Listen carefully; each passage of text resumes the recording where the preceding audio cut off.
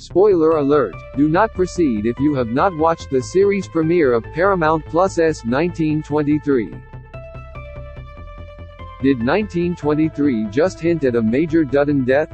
The Yellowstone prequel launched Sunday on Paramount Plus, introducing Harrison Ford's Jacob and Helen Mirren's Cara Dutton, John Dutton III's Kevin Costner, great-great-uncle and great-great-aunt, as well as a new cast of characters to the franchise.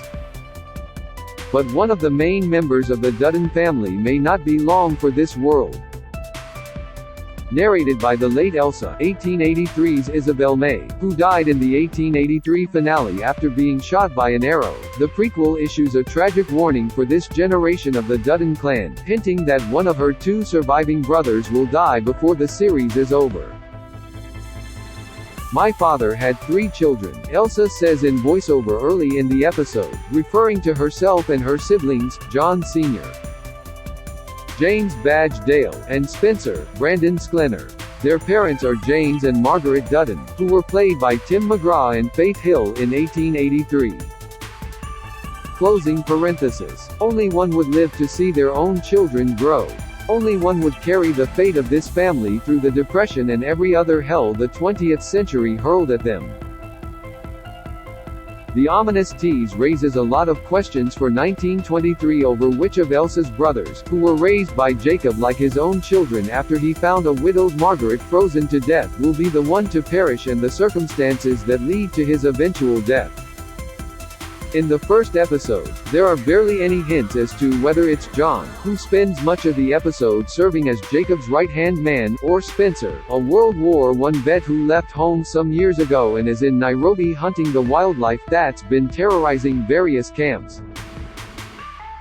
Yellowstone's Taylor Sheridan crashes 1923 star Timothy Dalton's interview, exclusive. This video is unavailable because we were unable to load a message from our sponsors. If you are using ad blocking software, please disable it and reload the page.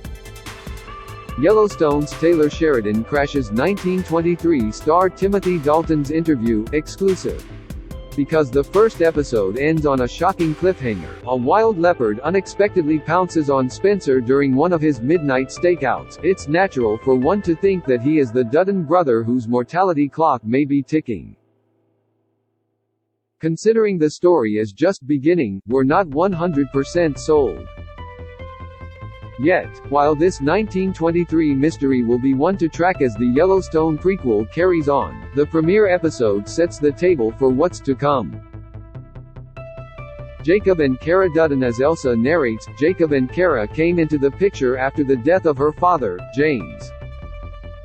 Her mother, Margaret, wrote to Jacob pleading with him to bring his family to Montana to save hers, and when he arrived, he and Cara raised John Sr.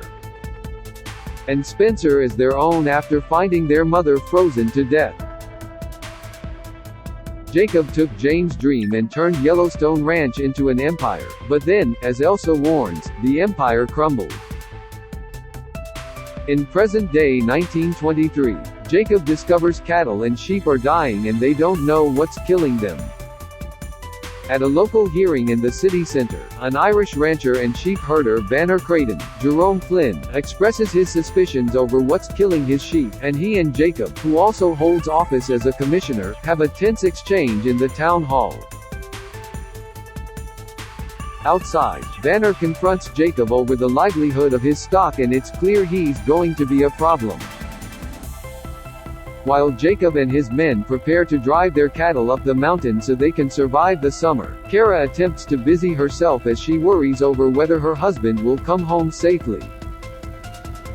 During a late-night trek, Banner tells his men to cut the wires after they reach the border of the Duttons' claimed land, knowing full well the repercussions of his decision will likely start a war. As they cut through the barbed wire, they shuffle their sheep through, opening up a whole can of worms. Spencer Dutton. After serving in World War I, Spencer finds himself in Africa, where his nomadic existence leads him to hunting down wild leopards and lions that are posing a danger to others settling in the African safari. though it's unclear why he chose to distance himself from the rest of the Duttons back at the Yellowstone Ranch. It's obvious he's still experiencing trauma from his time out on the battlefield. After having another violent nightmare, Spencer nearly shoots an innocent train conductor when he arrives at the Nairobi station. Meanwhile, Cara writes a letter to Spencer, adding context as to why he's in Africa and not in Montana with the rest of the family, imploring him to return home while also updating him on all that is happening at the ranch. There's a sense of urgency and confusion in her words, implying that Spencer left under non-ideal circumstances. When the house is full and the ranch is busy, I can lose myself in the hurry of it and forget you're not here, Cara writes, as Jacob and the others are off driving the cattle. But the house is empty, I have no chores left, and so I think of you and wonder why. Why won't you come home to us? I can't help but think that your absence is punishment, that somehow we are the reason you want returned, she continues on. That's selfish, I suppose. War changes men. I can only assume you are seeking a part of yourself you lost. And I can only pray that you find it and come back to us. During his adventures in Nairobi, Spencer and his two men think they're capturing one wild leopard on their latest job, but as they soon discover, it's actually two.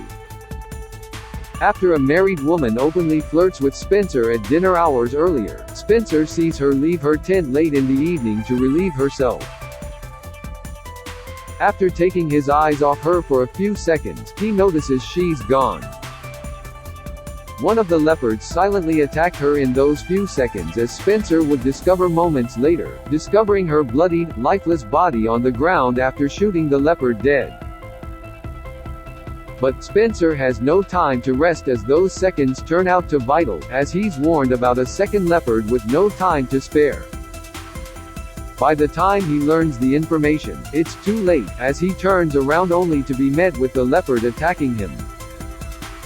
Jack Dutton, the eldest son of John Sr. and his wife, Emma Marley Shelton, Jack, Darren Mann, is engaged to be married to Elizabeth Strafford, Michelle Randolph, on a Wednesday. However, issues regarding the cattle force their wedding to be postponed another week or two, as Jack joins Jacob, John Sr. and the others to drive the cows up over the mountain so they won't die. Of course, the actual conversation between Jack and his bride to be about delaying the wedding another week goes about as well as you'd expect, with Elizabeth hysterical that he'd choose cattle over her. Knowing full well that Jack would not be able to handle the situation well, Cara comes to the rescue and talks Elizabeth down, telling her that she must understand that the cattle always come first, but there is a freedom to that if she chooses to that life. You will be free in a way that most people can barely conceive, Cara pitches to the young bride. You have to want more than the boy, you have to want the life too, because in this life there's no debating which is more important, the wedding or the cattle, it's always the cattle. Whatever Cara says works, as Elizabeth tells her she'll learn how to be a rancher's wife. The matter of the wedding postponement is settled, as Jack and Elizabeth will now get married 2 weeks from Saturday. As the two lovebirds passionately reunite after their fight, Elizabeth's dad, Bob Tim DeKay, and Jacob look on. Bob says a remark about the young couple, who are very much in love, and Jacob hints that whatever comes from their union, that he must not question it, especially when it comes to pregnancies and babies. Is 1923 hinting that Elizabeth is already or will be pregnant very soon, possibly to John Dutton II, John Dutton III's father? In my experience, Bob, when the first baby comes you don't want to be too picky with your math on the calendar, Jacob tells his fellow rancher, who seems less than enthused that his daughter is marrying Jack. Soon after the wedding is officially delayed, Jack joins the group in driving the cattle up the mountain.